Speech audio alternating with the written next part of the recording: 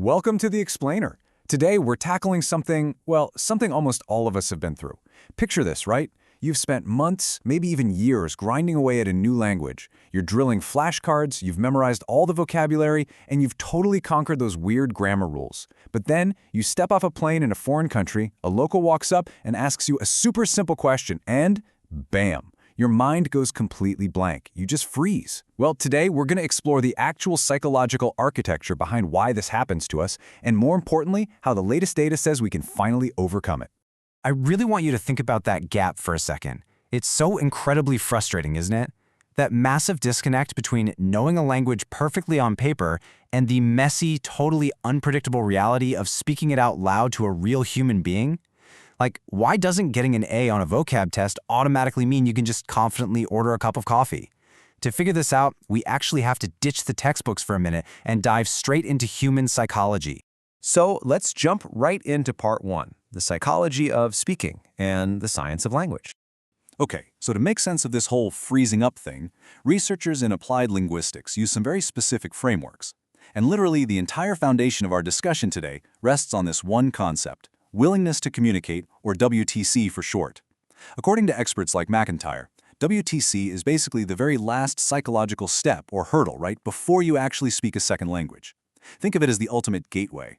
Because honestly, it doesn't matter if your vocabulary is huge. If your WTC is low, you're just going to stay silent.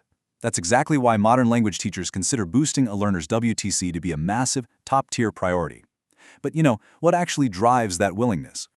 Well, that brings us to part two. What is international posture? Let's talk about the global mindset. Back in the early 2000s, Dr. Tomoko Yashima came up with this really groundbreaking idea called international posture.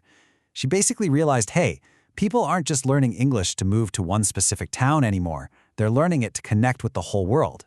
And international posture takes this kind of vague idea of a global mindset and breaks it down into very specific, measurable psychological traits. We're talking about things like your interest in international news, your willingness to actually travel overseas, how ready you are to chat with people from totally different cultures, and just your overall open-mindedness. Essentially, it's a metric for how connected you feel to the world outside your own little domestic bubble. And if we look at the hypothesized communication model from a 2004 study, the path looks pretty straightforward. International posture leads straight into willingness to communicate, which then leads to actual speaking. And you know what? In a traditional at-home classroom, what they call an EFL or English as a foreign language context, the data completely back this up. It was a perfect match. If you had a strong global mindset, you are highly likely to have a strong willingness to communicate. The theory was neat, it was clean, and it worked beautifully for kids sitting in classrooms. But let's move to part three. The study abroad plot twist. What happens when you actually immerse yourself? Because the logical assumption here is, well, if you take a student with a high international posture and drop them into a foreign country, their fluency should just absolutely skyrocket, right? Well, to test that exact assumption, a researcher named Colm Rohn ran a study in 2020. He tracked 117 Korean university students who had just moved to Sydney, Australia to study in a fully immersive ESL, or English as a Second Language environment. He wanted to see, does Yashima's perfectly neat classroom model actually survive the raw reality of living overseas?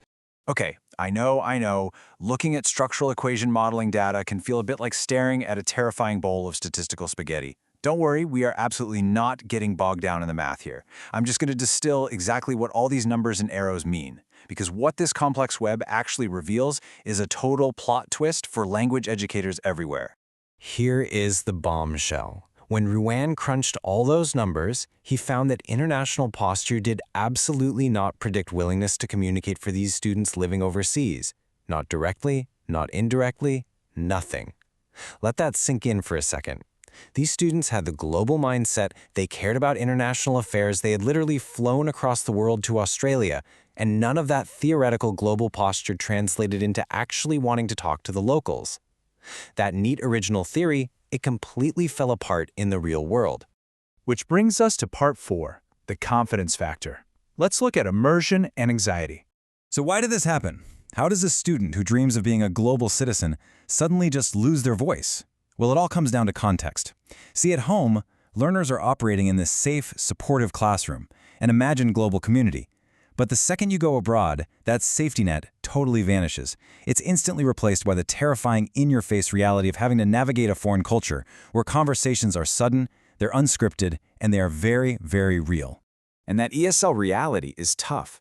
Ruane's study pointed out that a lack of nuanced cultural understanding is just a massive roadblock. If you don't know the local social norms, you naturally feel disconnected. And what happens then? Well, the data shows that without that deep cultural context, learners get totally intimidated. They end up retreating right back to the safety of their own cultural bubbles. They just hang out with peers from their home country because, hey, it's safe and familiar. So that high international posture becomes functionally useless, mostly because they just don't feel they have the practical real-world competence to actually talk to the local population. And Not Right There introduces the actual hero of our story when it comes to speaking abroad, perceived competence, or PC. It's not just about how flawless your grammar is. It's about how competent you actually believe you are in that exact moment of talking.